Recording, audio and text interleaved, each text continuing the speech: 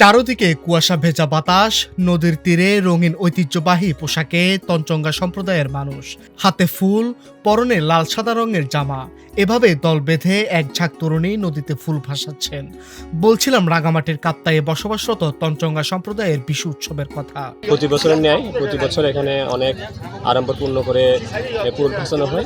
এটা তঞ্চঙ্গাদের বা পার্বত্য চট্টগ্রামের অন্যান্য আদিবাসী যারা আছে তারাও এরকম করে সাকমা সহ। তো আমরা এখানে আছি মূলত আজকে ফুল ভাসানোর জন্য, সারা বছরের দুঃখ ক্লান্তি ভুলে যাতে আমরা আগামী বছর আরও সুখ শান্তিতে থাকতে পারি।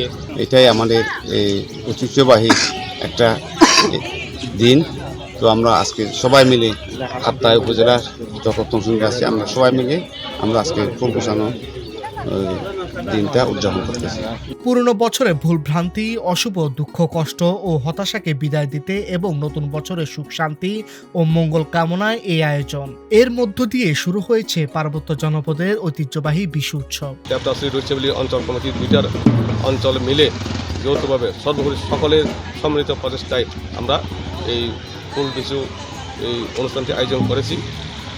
আমরা এই জন্য আজকে এই দিনে বাংলাদেশ তঞ্চঙ্গা কল্যাণ সংস্থা কাপ্তাই অঞ্চল কমিটির পক্ষ থেকে এবং এই আমার ব্যক্তিগত পক্ষ থেকে সবাইকে এই শুভেচ্ছা জানাচ্ছি, এই শুভকামনা জানাচ্ছি। ধন্যবাদ সবাইকে।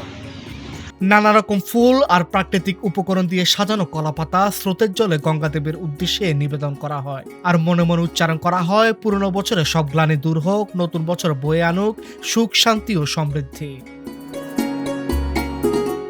সংস্কৃতির আবহে নদীর তীরে তৈরি হয় অন্যরকম দৃশ্য।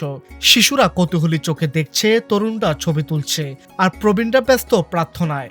সব মিলিয়ে উৎসবের আনন্দে মুখর হয়ে ওঠে পুরো এলাকা। শহরের বিভিন্ন এলাকা থেকে তঞ্চঙ্গা সম্প্রদায়ের নারী পুরুষ এই আয়োজনে অংশ নেন।